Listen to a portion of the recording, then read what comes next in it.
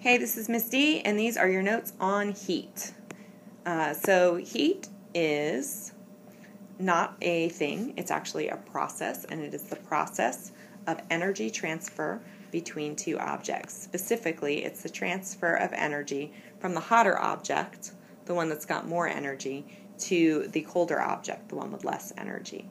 So let's talk about what that actually means and how that happens. So if I have an object that has molecules that are hot and an object that has molecules that are cold, what does that mean about the kinetic energy of the molecules? So let's look. I've got hot, I've got cold. The hot object has molecules that are vibrating at a really high rate, so they have a lot of kinetic energy. The cold molecules are vibrating at a low rate, and they have very low kinetic energy. If you remember from chemistry, the more energy that molecules have, the faster they vibrate. The more they vibrate, the more friction there's going to be between them.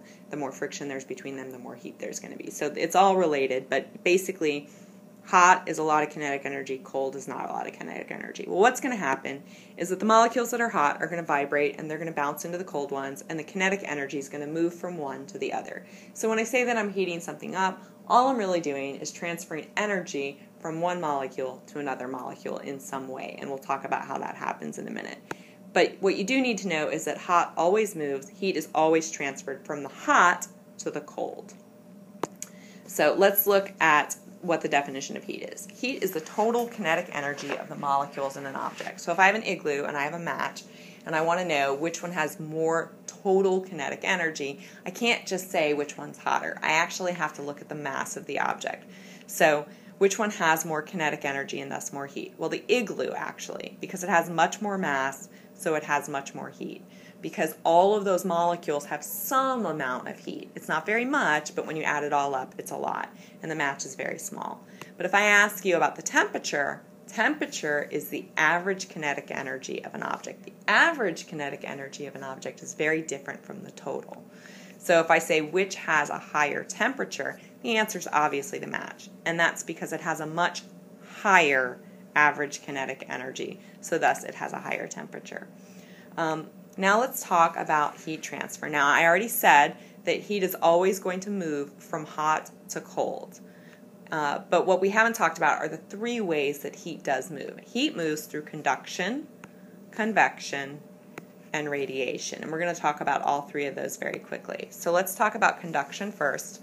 Conduction is the transfer of heat through touching objects. So I'm going to look at an example. I have a frying pan. I'm cooking pancakes. In this example, the heat from the pan cooks the pancakes through touch. So that's conduction. The heat moves up from the frying pan into the pancakes. That's conduction.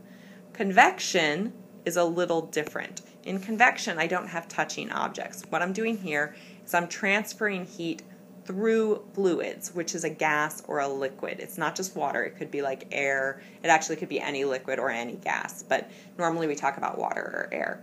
So let's look at our example here. We're going to look at a pan of boiling water. So the heat is being transferred through the water. The water is actually boiling. So the heat moves through water, creating convection currents. And I'm going to draw you some convection currents just so if you see a picture of them in the future you kind of recognize them. Basically what's going to happen is the heat's going to travel up, and then you always have like a downward current, and they normally make it a different color because as the heat travels up, the cold is actually going to go fill in. It's going to get heated up and then travel up. That's not really important right now. The main thing you need to know right now is that convection is transfer of heat through a liquid or a gas. Radiation is the transfer of heat through waves or rays. And this is a little different because it does not require a medium. And a medium is the air, the water, whatever matter that the heat is traveling through. So far we've talked about water as a medium, and then the frying pan, and then the actual pancake as a medium.